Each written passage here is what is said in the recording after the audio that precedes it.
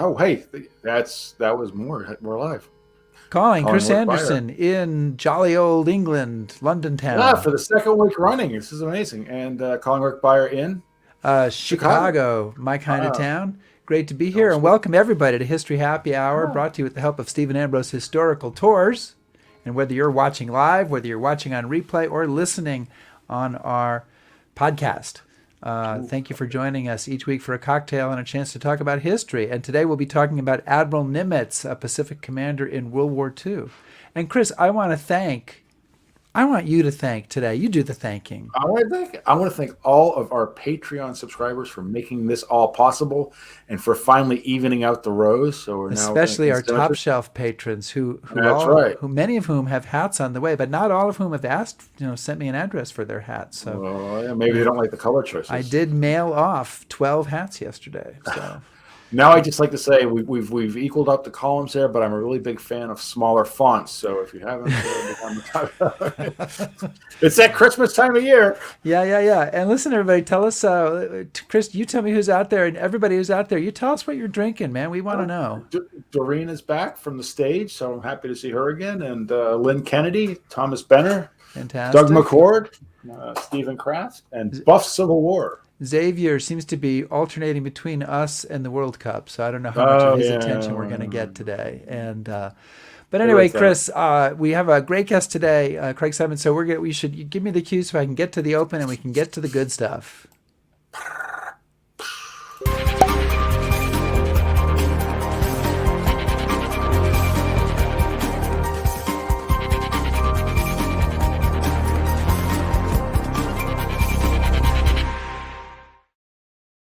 The bar is open. The bar is open, and it is our pleasure today to bring back naval historian Craig Symonds for his third appearance on History Happy Hour. And Craig taught at the U.S. Naval Academy and the Naval War College. He's here to talk about his new book, Nimitz at War, Command Leadership from Pearl Harbor to Tokyo Bay. And our friend Joe Balkowski, who trumps you, Craig, he's a four-time guest, says, and I quote, Craig is a great guy and one of the most talented historians in the U.S. What an introduction. Craig Symonds, thank you Oh for my joining gosh, us. Joe, thank you so much. I'm so honored, especially coming from you. That's a great tribute. Thank you. Ah, Did you bring a cocktail today, Mr. Symonds? I have a glass of wine. Does that count? It does? that Right, does. then It cheers, does? all. How about you, Mr. Anderson? Guinness. Okay. Well, Craig, you I got to tell you, I was inspired by your book, by page 149, and I have made myself a Nimitz signature cocktail, That's what I should have had tonight. a sink pack special, with bourbon, rum, bitters, and sugar. Yep. And Have you tasted one of these? As strictly for research purposes, since that was the Absolutely. cocktail that he made for Absolutely. everybody.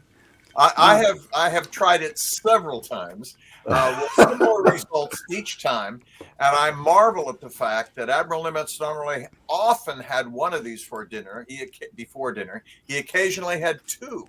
It is hard to imagine even having it tastes great, but even one might prove to be a problem as we get towards the end of the show. And Craig, just because here in History Happy Hour, we can't take there's no amount of time is too much time to talk about the drinks. I actually found, in addition to your recipe, I found in the National Archives another version of this recipe for making this by the gallon. And it started, and so apparently Nimitz was really important to have a good supply, and I love this because the first thing in the recipe, it says start with a clean 1 gallon jug, right? So you need that.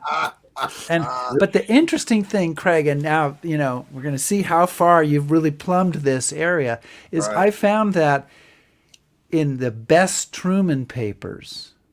What is Best Truman doing with Nimitz's signature cocktail recipe? What's going on there? That is appalling. I will never recover from that piece of information.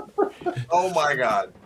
yeah, Maybe see, she was using it as a dire warning. I want to know. This might be volume 2 of the Nimitz story. What's going on there? Chris, I pretty much used up all my questions for the show. So, it's gonna sound mundane after that introduction, but so Craig, kind of right from the get go, this is an awful lot about personality and command style, and that's kind of the focus of the book. So, one of the things you say at the beginning that really struck me is said that Nimitz, and you also mentioned Eisenhower and Marshall, offered a different sort of leadership style. So what was that style, and why do you think that stuck out? That's a great opening question. You know, I made an opening division between those who are the kind of leaders who draw their sword and charge ahead against all obstacles and devil take the hindmost. And we think of Bull Halsey, we think of George Patton, and there are others. You could probably make a fairly long list of these people. And as I said in the book, you need these people in war. You want them on your side, but you don't necessarily want them crafting global strategy. For that, it takes a more nuanced, a more thoughtful, and quite frankly, a more patient approach to the problems of war making. And for that, I think people like George Marshall and the chairman of the Joint Chiefs of Staff, Admiral Leahy, Eisenhower, and of course, in this particular case, Chester Nimitz, who I think is an exemplar. And though they're probably drinking sink packs there, but I don't know what Craig is coming out of the top. You want people like that making the large decisions, and you want them there because they can bring together the various elements of war making, from logistics to strategy to planning to execution and operational accomplishment from the higher levels. And if you don't have that, you can be as ferocious as you want to be, and you probably aren't going to get done what you need to get done. So I think Nimitz falls into that same category with Leahy and George Marshall. So it's interesting that FDR appoints Nimitz to command the in the Pacific Pacific Fleet shortly after Pearl Harbor, and he'd actually thought about appointing him a year earlier. Nimitz is not that senior. There's definitely more senior people than him. How does FDR kind of see this? Like, how does he know that Nimitz is the kind of person he wants in that role? Yeah, that's a great question. Well, he had worked with Nimitz very closely. Nimitz was head of what was then called the Bureau of Navigation. Today we call it the Bureau of Personnel. That is to say, he determined what officers would serve where and what jobs they would have. He looked at every portfolio of every officer in the Navy to decide who should go where. And it's a powerful position, but it's one with problems as well, because not everybody likes the job that they get assigned. But because he had that job, he was in Washington, D.C. He worked with the president closely enough that the president would call his house and ask for Chester. So Nimitz was a known quantity to FDR. And what prompted FDR to seek his appointment a year before Pearl Harbor was that he had grown disenchanted, isn't a strong enough word, with Nimitz's predecessor, who had flown to Washington to complain to the president, among other things, that the people in the fleet did not have sufficient confidence in the commander-in-chief as head of the government. Well, that's a shocking thing to say at any time, and particularly to this president who conceives of himself as a Navy man. So FDR was eager to get rid of James Richardson as chief of naval operations, or commander of the Pacific Fleet at this time, and looking for a replacement. Nimitz was a known quantity.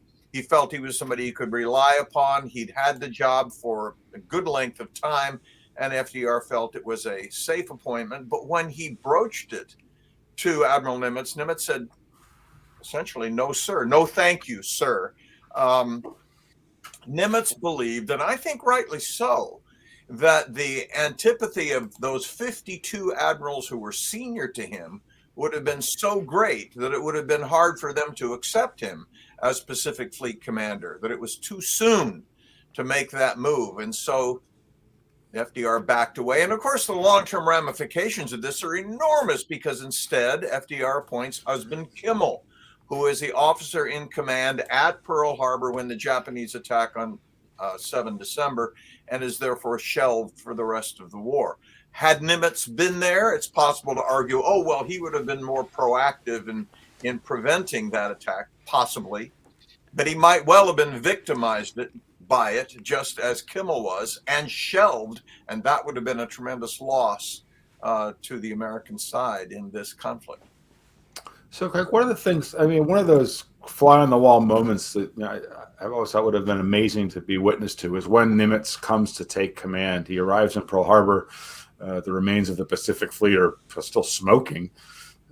Wreckage everywhere, and people, I mean, would have naturally assumed that he would have come down there with a very sharp sword and started chopping a lot away, but he doesn't do that. And I would like you to maybe kind of describe that to our viewers, and then maybe where you think that reaction came from. Yeah, that's a good question. I think if he didn't come with a sword, there was a great expectation he would at least come with a broom. To sweep out the old, get rid of these people who had failed on the day of infamy, had not lived up to the expectations of the government and the people who put them there, and so on. Certainly everybody who had been on Admiral Kimmel's staff expected that their future fate would be essentially the same as that of Admiral Kimmel. They'd be fired from their jobs and sent at best to some paper-pushing position back stateside. It's curious that when Nimitz went to Pearl Harbor, and it was, as you say, immediately after the day of infamy, so he had very little time to assemble information, much less a staff. So he arrived literally by himself. So he didn't have a staff. He didn't even have an aide with him at the time. He walked in alone to this room full of staff members of Admiral Kimmel, many of whom were still loyal to Admiral Kimmel, many of whom didn't know who this new guy was or what was going to happen. And Nimitz's treatment of them absolutely astonished them. He walked up to, he said, look, we've suffered a terrible reverse. I'm going to need you. I'm going to need your help to turn this around so we can win this war. He looked them in the eye. He shook their hand. He thanked them for their dedication. He asked for their help. And oh my gosh, what an impact that had. And he kept most of those staff members in their places. Now, over time, he found that one or two of them were not working out, or he had new people that he wanted to put in place. So there was some change over time, but he did not come in with a broom. He did not sweep out the old and begin a new regiment. Instead, he brought them around to his side. And it was Admiral Spruance, who was in the room, later said it was like somebody opened a window. Wow. You know, one of our guests mentions, of course, the fact that Nimitz was a submariner. I mean, he came up in submarines. So he's taking over the Navy at an interesting point. It's been kind of a battleship Navy. The battleships are smoking now, literally, at Pearl Harbor. They're going to be the ones that are survived are going to be sent back to the West Coast until they can figure out how to use them. It's going to be a carrier Navy. He's neither a battleship guy, particularly, although he has served in surface ships, or a carrier guy, but he's going to have to figure out what the strategy is for this new war in the Pacific.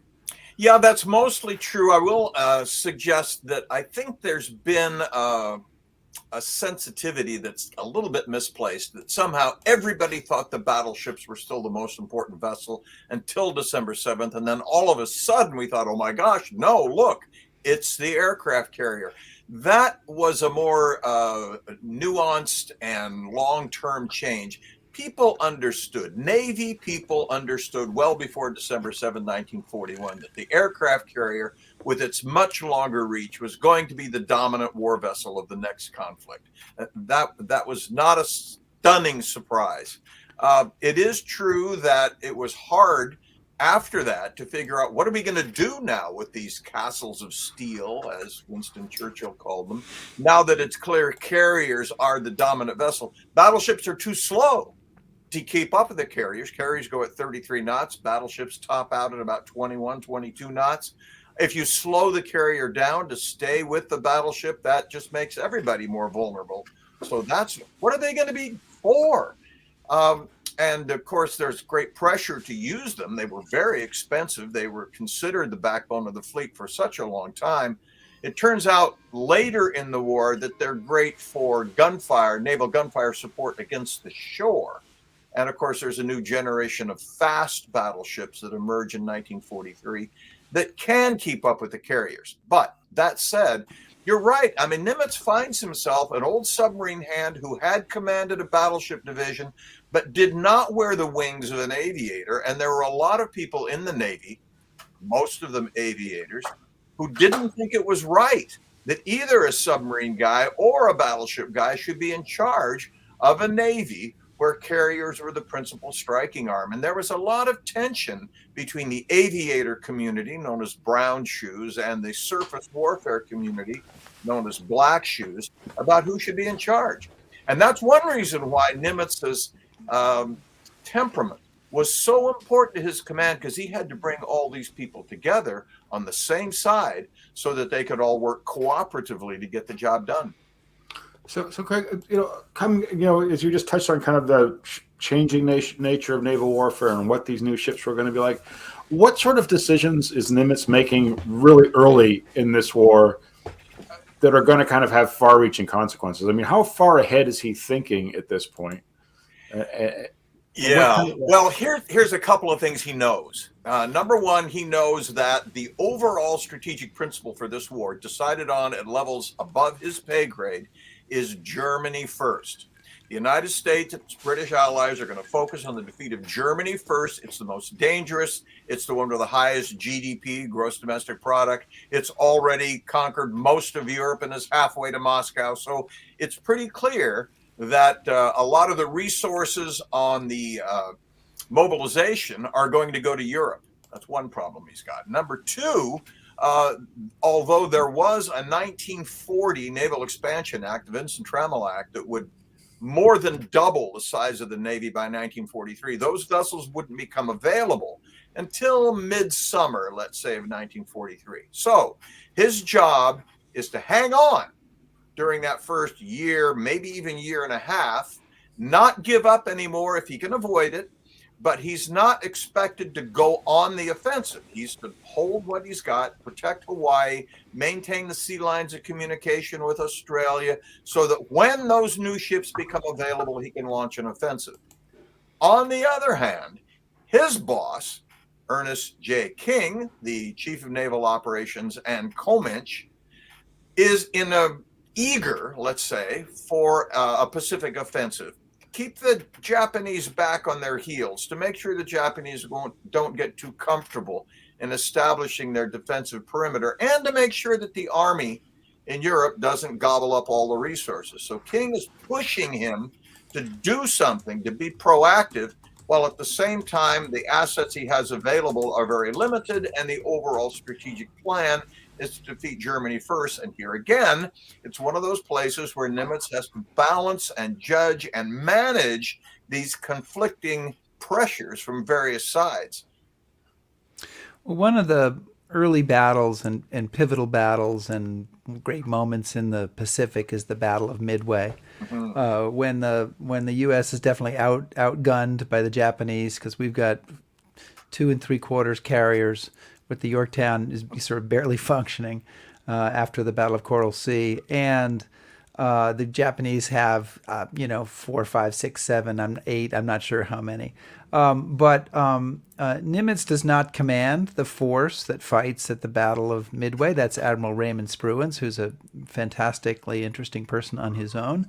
But Nimitz is the guy who kind of rolls the dice, makes the decisions, decides to trust in the fragmentary intelligence. Talk about what he did and what his role is in the Battle of Midway. Yeah, Midway is absolutely the decisive moment in the Pacific War, certainly in 1942, arguably in the whole of the Pacific War, because it changes the trajectory, it changes who has the initiative, who has the momentum.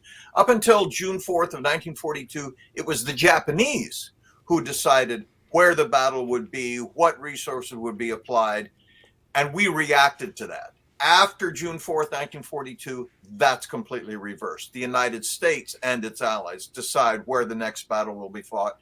and the Japanese react to us. So Midway doesn't determine the outcome of the war, but it determines who's making the decisions about the way the war is fought. So in that respect, it's absolutely a critical battle, not only of this war, but arguably of any war. Now, Nimitz's role in this is also critical because remember what I said just a moment ago, that the Pacific is supposed to be in a holding pattern, a defensive pattern. Well, Nimitz could argue that the Japanese are coming after Midway Island, so that defending that island is part of his portfolio. That's within his decision-making capacity. And he decides to trust the information being provided to him by his intelligence officer, Leighton. Senior moment, yeah, Eddie Leighton, who gets that information from Joe Rochefort down in Hypo, the code-breaking group. And there's skepticism about that in Washington. And yet Nimitz, from the beginning, decides that these guys know what they're talking about. And he makes the command decision, a risky command decision, that he's going to commit all that he has available. The 2 carriers that have just returned from the raid on Tokyo, the Doolittle raid, and the battered and leaking and cranky Yorktown that struggled back to Pearl Harbor from the Coral Sea. He's going to send them all out to sea into an ambush position to jump on the Japanese when they come. Now, you mentioned how many carriers the Japanese have. They had 6 big carriers that they used to attack Pearl Harbor, but 2 of them had been employed in the Coral Sea. And although neither was sunk, one was damaged and the other lost a lot of airplanes, and the Japanese didn't think they needed them and held them back. Not Nimitz. He sent everything he had. He patched up the Yorktown as quickly as possible. He put the airplanes from the Saratoga, which was back in Bremerton, Washington, on the Yorktown so that they would have a full complement of airplanes, and he sent all of it out to a position optimistically named Point Luck, north of where the Japanese were supposed to be coming, to ambush them. Now, this is a very bold decision, and I don't think Nimitz often gets the credit he deserves for being that bold. I'll mention one more thing, and that is that when Halsey's 2 carriers came back from the Doolittle raid, Halsey himself was a wreck. He had skin disease, we now think probably shingles, but we can't be sure, but certainly severe enough that it was clear he could not command. Nimitz ordered him to the hospital, but first asked him who could take his place in command of that task force. And the answer, as you mentioned, was Raymond Spruance. Also not an aviator, no gold wings on his chest. So here's another black shoe, another battleship driver who's going to be in charge of a 2-carrier task force.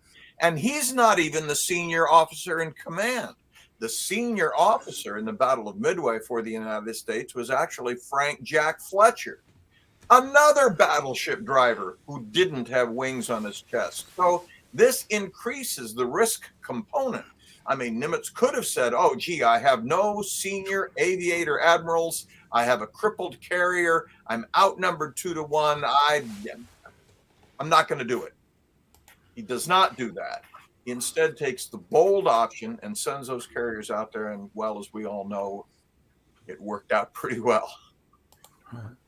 So, Craig, one of the things, I spend a lot of my time with folks in Europe, and one of the issues that always pops up is people will say, well, Eisenhower was really just kind of carrying out Marshall's directives, and he was, Eisenhower was just sort of the mouthpiece. And I've heard a same sort of thing described for Nimitz and King. I mean, Forrestal says that Nimitz is King's creature. I mean, I'd like you to maybe wrap a couple questions up together and say kind of what was the relationships between Nimitz and King, and is King basically directing Nimitz, or is Nimitz his own man and developing his own strategy? Yes. Okay. Well, that's good. Both of those things. That's Next very question. good. King was a fierce individual. I mean, the old joke is he shaved with a blowtorch. His daughter once said he's the most even-tempered man in the Navy. He's always in a rage. He's a very hard man to work for. He has the highest possible standards. He does not suffer fools. And of course, working for somebody like that is extraordinarily difficult and requires a great deal of finesse, shall we say. what Nimitz was able to do was respond to the most immediate of King's demands, explain to King when necessary that that particular demand is not going to work out, and also on occasion resort to subterfuge to get around some of the demands that he couldn't convince King were unreasonable. I'll tell one story about that illustrates this. When he had Halsey's 2 carriers in the South Pacific and wanted to recall them to Hawaii in the belief that the Japanese were coming after Midway, something King had not quite fully accepted yet. He needed to get those carriers back. King was reluctant to let him do it. So Nimitz sent an eyes-only message to Halsey saying, I want you to move your carriers into a position where they're likely to be seen by the Japanese. And once the Japanese spotted him and reported his presence, he then said, well, I have to recall him because he's been identified. So there's a little bit of subterfuge going on here. So in addition to his agreeable temperament, his willingness to stand up to King if necessary, his willingness to accede to King's demands when he had to, he also would occasionally find ways to get around what King wanted him to do. That allowed him to do what he believed needed to be done in spite of King. What is the other line about Admiral King, which if we were actually on broadcast, we couldn't say, but we're not, so we can, is he's the guy who supposedly said, when the going gets tough, they send for the sons of bitches, meaning himself, because he'd been put out to pasture himself, but it's like, well, now the war is coming, now we need that guy. Yeah, that's absolutely true. And he used that phrase a lot. There was actually one case where he was standing next to a rear admiral who'd just been promoted. And he turned to him and said, you know why you're never going to make it to the top? He said, no, sir, Admiral, I don't. He says, because you're not a son of a bitch. You have to be a son of a bitch to get to the top. So he acknowledged that in himself, but believed it was a strength, not a weakness. So Nimitz held command from the moment, not the moment, but shortly after Admiral Kimmel was decapitated after Pearl Harbor till the end of the war. Was there ever a moment where his job was in risk, where he found himself maybe in a controversy or something that might have cost him his job? He thought so.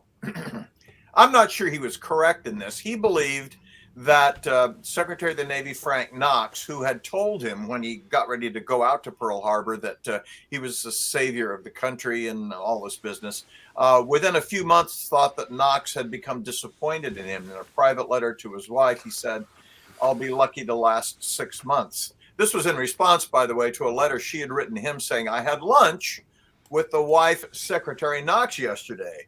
And he wrote back saying, good, do more of that. That's because I might be in trouble here. So he believed there were moments when Secretary Knox and by extension President Roosevelt were asking themselves, is he the right guy? And there's no doubt that King asked himself that question a lot.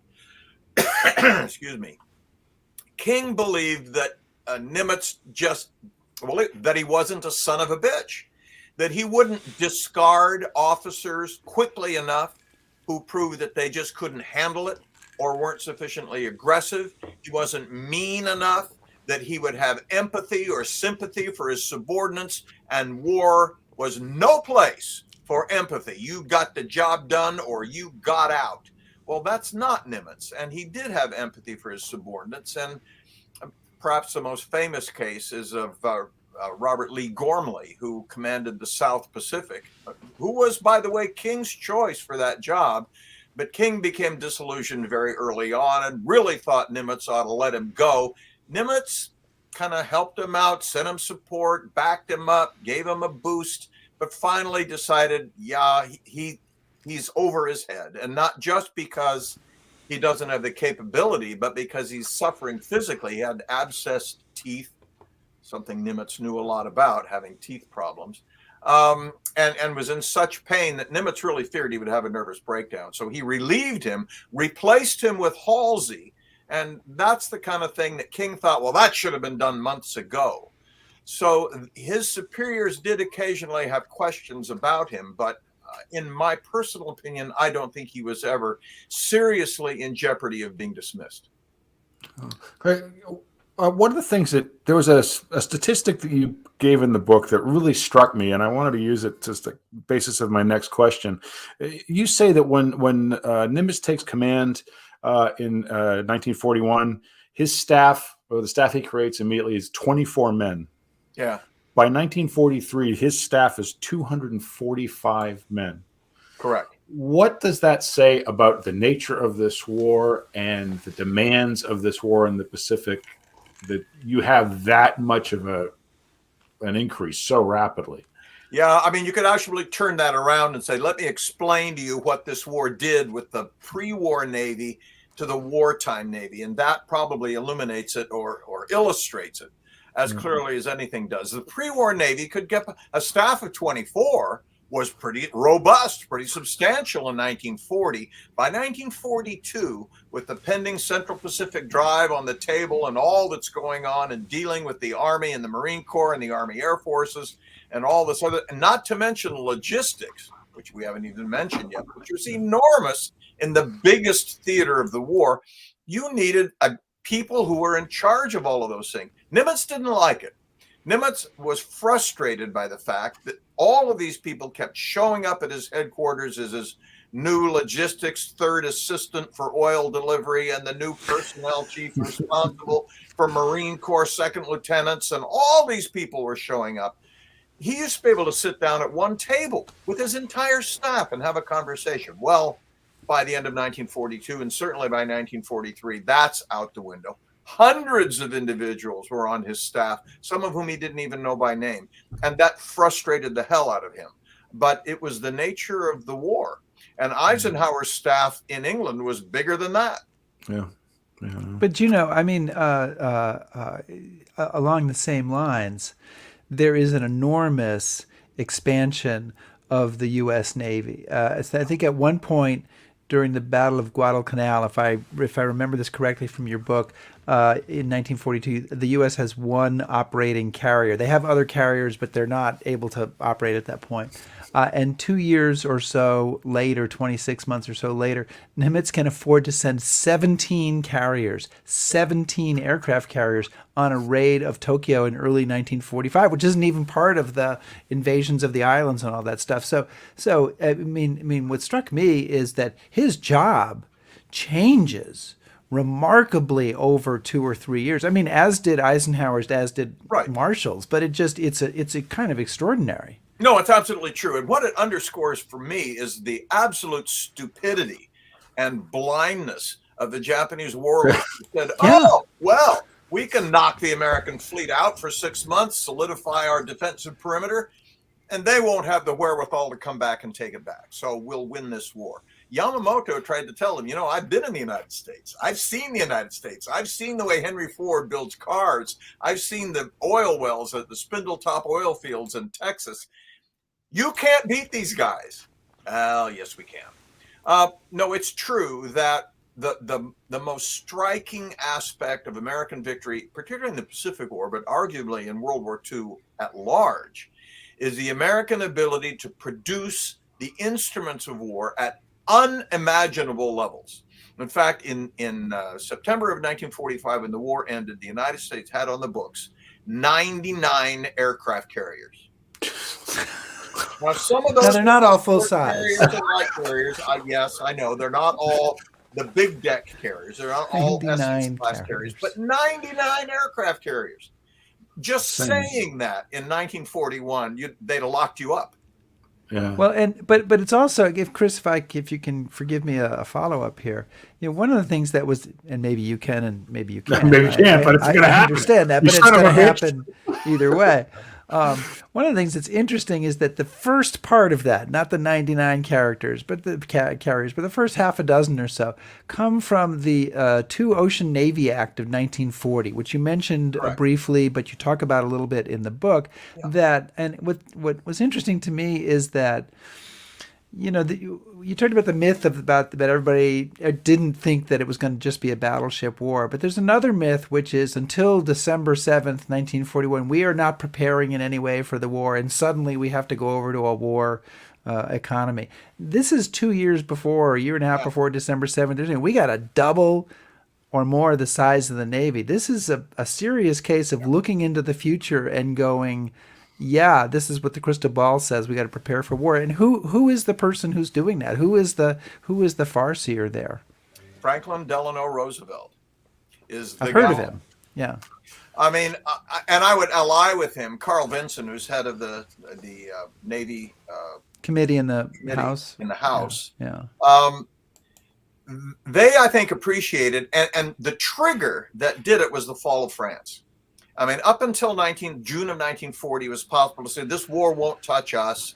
Most Americans believed World War I had been a mistake. We should never have gotten into that. We didn't get anything out of it except for a lot of dead Americans. That was a mistake. We're never going to do that again. But the way it was defended is, with the fall of France, it's now likely that Germany will win the war in Europe and then will come after us. And when they come after us, we have to be prepared to defend the Western Hemisphere. And the way to defend the Western Hemisphere is through the Navy. So making that argument, it was possible to get this two-ocean Navy bill that to authorize the construction of no fewer than 18 aircraft carriers. Remember, you only have 4 or 5 at the time, depending on how you count the Ranger, which is a smaller carrier. So the construction of 18 aircraft carriers and I've forgotten a dozen battleships and 100 and some odd destroyers. I mean, it's extraordinary appropriation. It's an appropriation to create a navy as large as the entire Japanese Navy as it existed at that moment. So it's a huge commitment, and it passed. And this is the thing that knocks me out. It passed 116 to 0. Jesus. What could you pass in the House today that would get a unanimous vote? I can't imagine. The Ghost Army Congressional Gold Medalist. But anyway, maybe not, Rick. Well, I think your point is a very good one. That yes, the attack on Pearl Harbor was an astonishing wake-up call, especially for those Americans who were still in the isolationist frame of mind. That brought them around. Up until then, Roosevelt was working. How far can I go before public opinion, which opposes any involvement with Europe whatsoever, bites me in the ass? I mean, Lend-Lease, can I get that? That barely passes. Right.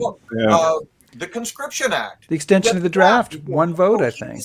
He's pushing the outside of that envelope as far as public opinion will allow him to go. And the Two-Ocean Navy Act was certainly part of that. So, Craig, you had mentioned this in one of your answers earlier, and I had this on my list of questions. But one of the things I'd like to get your thoughts on is the question of logistics, because I know when I go at the Pacific, to try to describe to people just the logistical effort to carry out this war is staggering. And one of the things that really struck me when I was reading your book, that came through in the book, was Nimitz really gets the logistical challenge, where sometimes other people don't seem to. Yeah, I think that's true. I think that's true. There's an old line. You guys have heard it. Most of our watchers and listeners have heard it, that when talking about war, amateurs talk about strategy, but professionals talk logistics, because you can't do anything unless you can support and sustain that force you put in the field or in the ocean or wherever that force may be going. Nimitz knew that from the very beginning, and there's no doubt about it. One of the guys he really revered was Admiral Calhoun, who interestingly was the grandson of John C. Calhoun of South Carolina. But he was in charge of the logistics in the Pacific and did a tremendous job. But Nimitz oversaw that, so much so that early on, when his staff was still quite small, we talked about the 24 or so people that he had initially. When his staff was really quite small, he almost got down into the weeds with logistics. He sends a message to Frank Jack Fletcher, who's in the South Pacific prior to the Battle of the Coral Sea, detailing the number of barrels of oil available on each of the ships and of the tankers and oilers he's going to send to sustain them, and how long that will allow them to stay at sea. He had this all worked out. whether he did this himself on a sketch pad on his desk or he had a logistics officer who supplied him with the information, but he's very much on top of all of that. And I think he's ahead of many of his peers in that respect.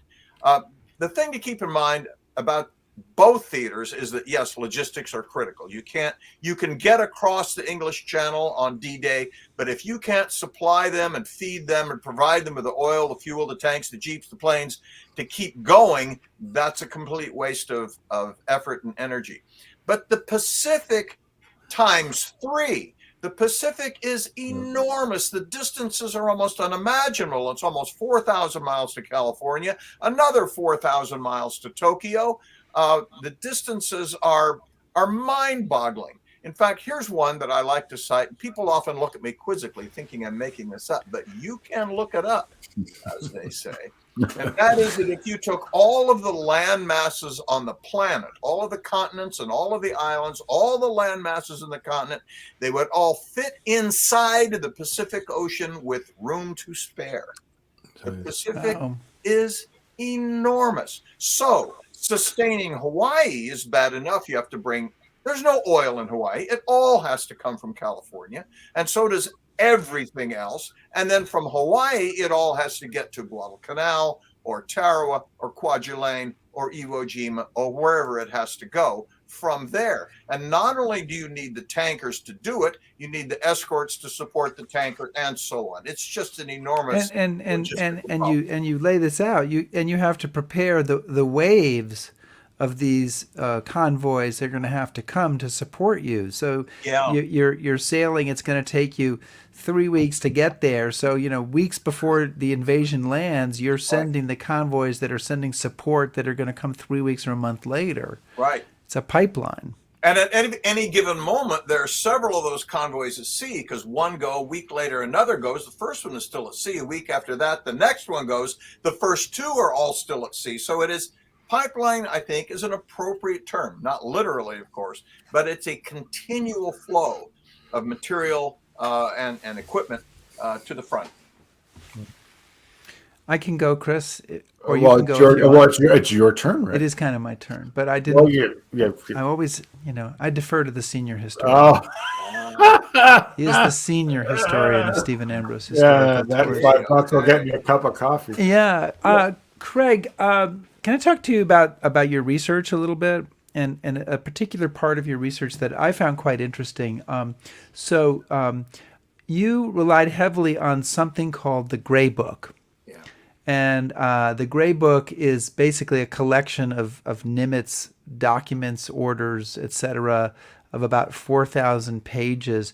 But what I think is the reason I bring it up, and the reason I think it's interesting in a lot of ways, but I'd like you to talk about what it is and how you relied on it. But it's also all online right now and has been for a while, so that anybody can go in and look at it. I went in and pulled up a not so random page here, making a reference to a battle we haven't talked about yet, and a message from Nimitz to Halsey saying, "Where is Task Force 34?" that some people might remember. But all this stuff is there online. What is the Gray Book? How much did you rely on it?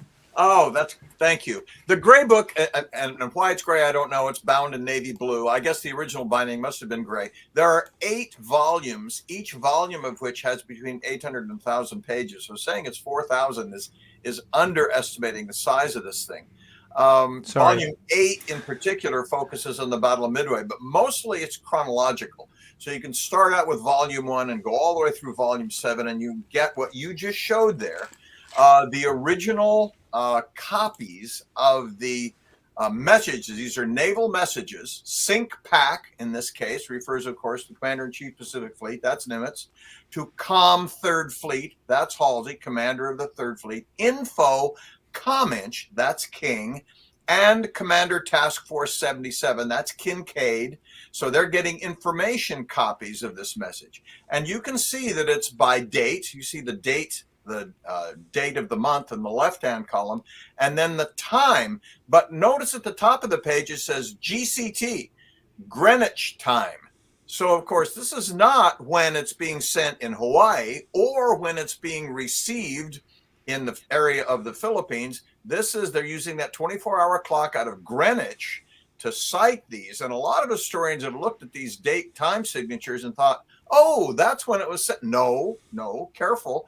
You have to really work out in some detail when and where the people are who are sending and receiving, what the time is locally when Greenwich Mean Time is whatever it is on that particular message. So there are some pitfalls built in, but boy, is it a great source of original information. Now, a lot of it are these naval messages, maybe half.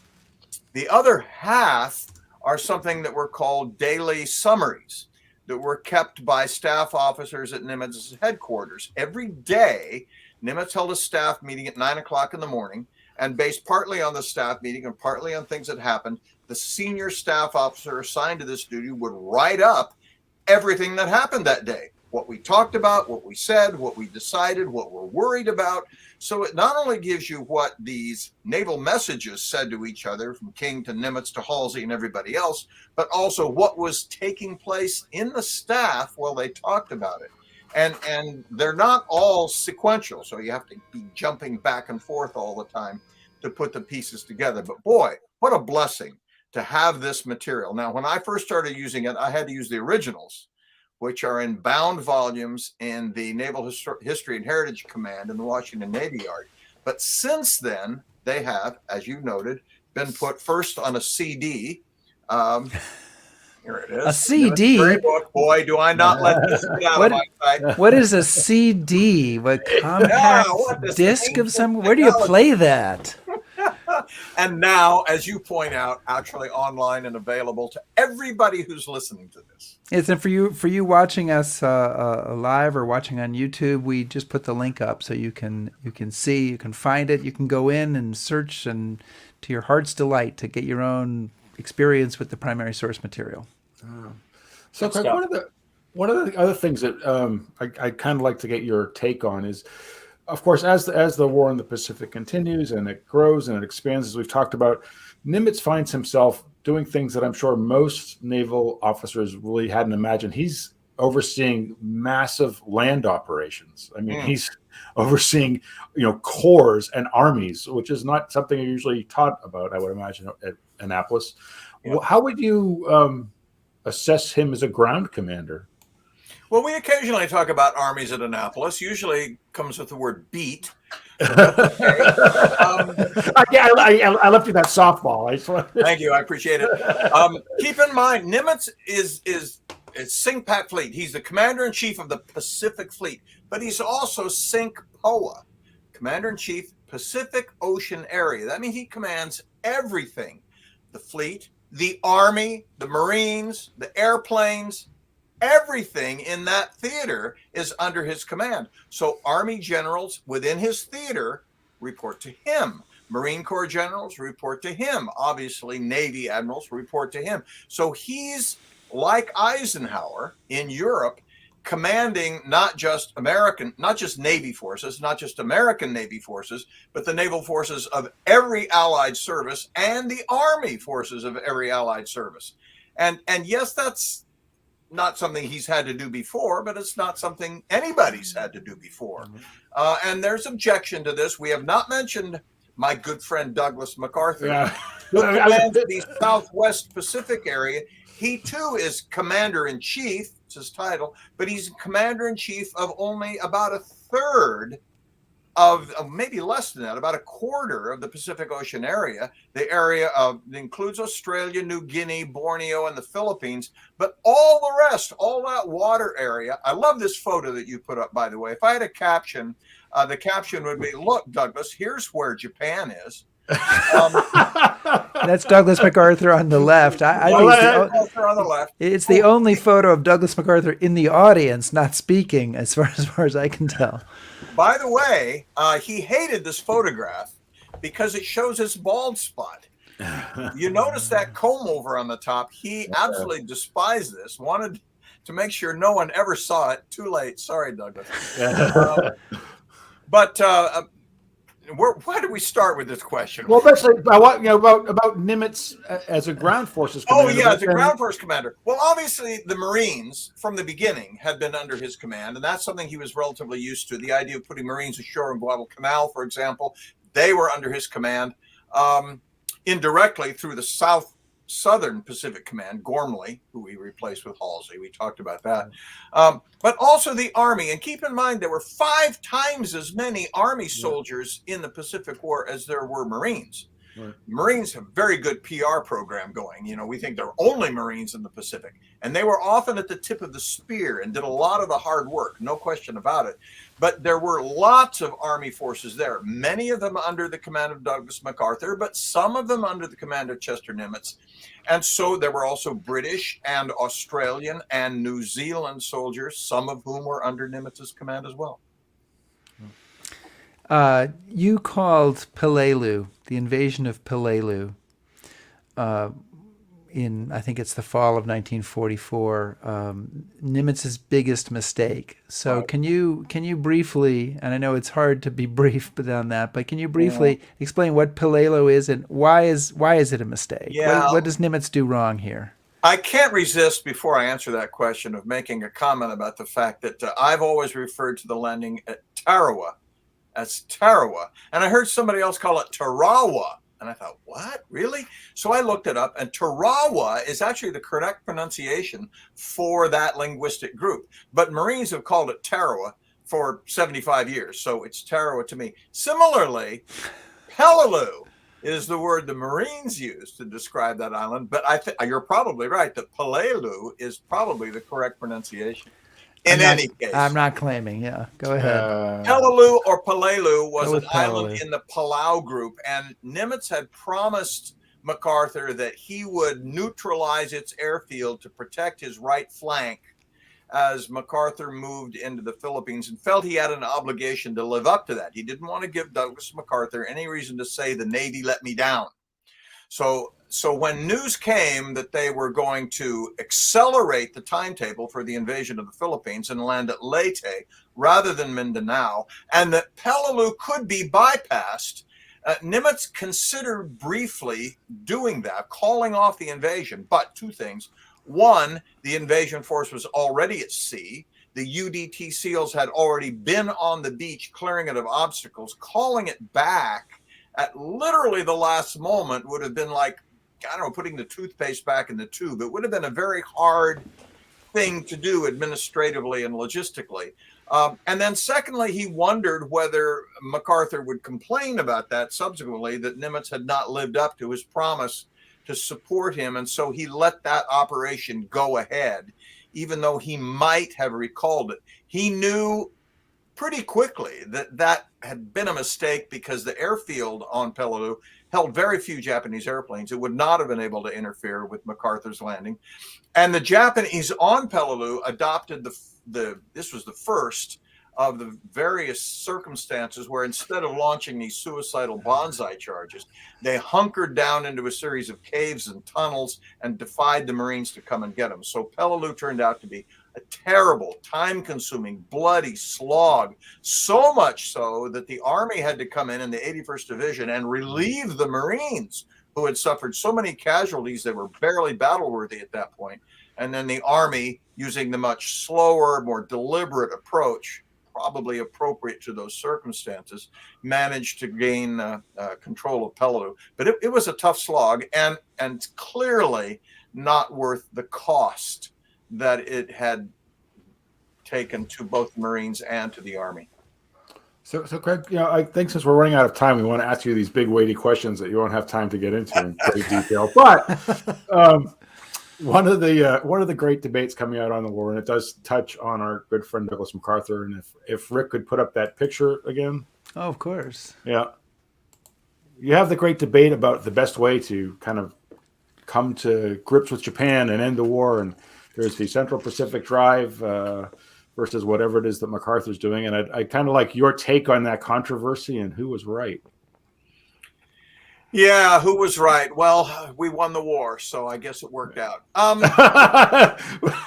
There are several things afoot here. It's not just whether there is a Central Pacific Drive. It's whether after the conquest of the Marshalls, Kwajalein and Eniwetok and others, and then the Marianas, from which, of course, homeland Japan could be bombed from the air. The next step after that should be either to the Philippine Islands or to Formosa. And either one would work strategically / logistically. And that is to occupy an important position in between Japan and its critical resource base in the South Pacific. You know, Japan went to war in the first place to get the oil and the rubber and the tin and the iron and all the raw materials of the South Pacific that it needed to sustain its war industry. And the Philippines sat astride that, but so did Formosa.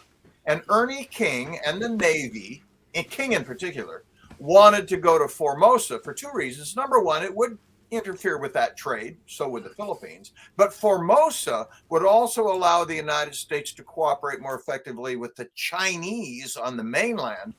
And King wanted to use the manpower of the Chinese army to wear down the Kwantung army in mainland China. Right. And the Philippines would not do that. But MacArthur's argument that, look, I said I would return.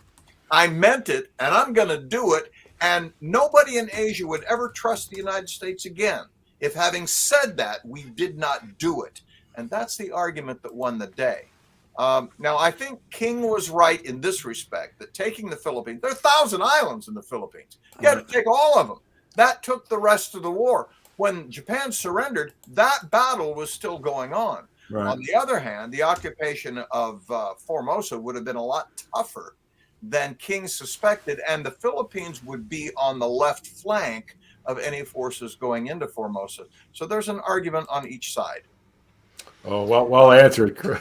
Well, Craig, thank you. Craig Symonds, thank you so much for joining us today. And we know you're on a schedule, but we so appreciate your being here and taking the time to speak with us. And Craig's most recent excellent book, among many excellent books, is Nimitz at War, Command Leadership from Pearl Harbor to Tokyo Bay. It's interesting from page 1 all the way to the end of the book. And it does have that drink recipe on page 149. So that's another reason to buy the book. Although I did just post it also for those watching. It's on the link there. But Craig, thank you so much for joining us. And only 2 more visits to our show and you get a free hat. So, hey, all right. Just keep that in mind, okay? Thank you, Rick. Thank you, Chris. That's always a lot of fun. Good. Glad you're here. Thank you so much. Take care. Okay. Bye-bye. Rick, I just had a question.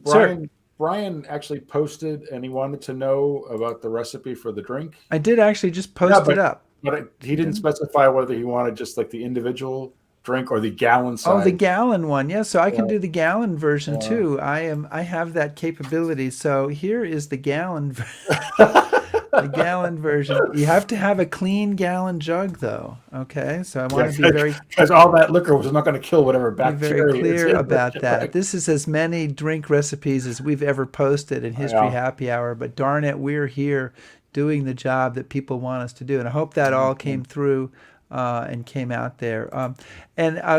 Chris is your name, right? I have to say the drink is taking effect now. I've held on for the hour, but the screen is getting a little blurry, and there's how many of you are hosting with me? I'm not sure.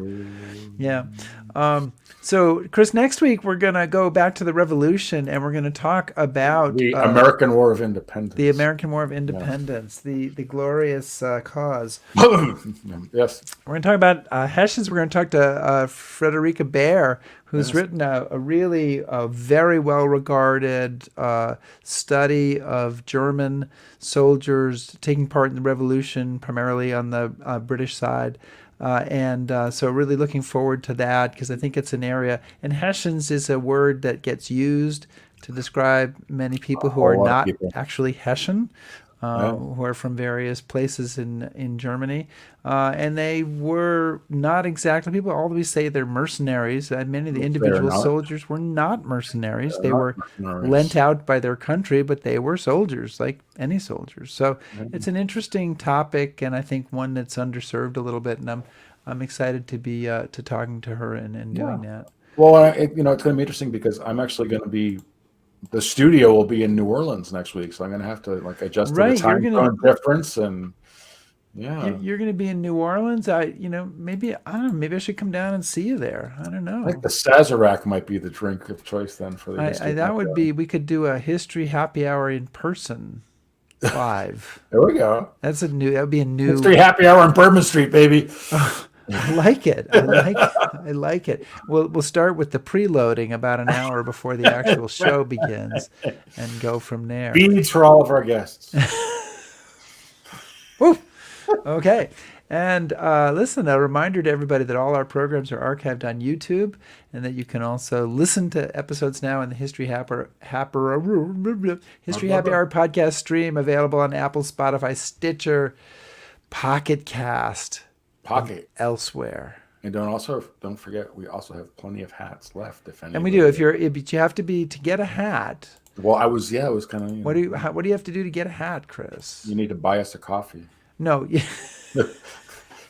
You need to be a top shelf sponsor on Patreon. Patreon.com/History Happy Hour. Yes. Oh, and my it is the holiday time of year, folks. I mean, it is. Or come to our towns and buy us a cup of coffee, and that will get you a hat too. And your hat's left Australia, but we don't know where they've gone. So Guinea next. This is a little bit like the logistics of the Pacific War. Your hats are literally reenacting World War II. I was going to say, yeah. So hopefully they'll come through Ceylon and Burma, up the Burma Road. And if they do make that road, I will get little stars for campaign stars from my hat. You already have the campaign stars, sir. You I have fought in the campaigns, and it is been there, appreciated. done that. Yeah. All right. Well, listen, everybody, keep living and keep learning. Thanks, everyone. Be safe.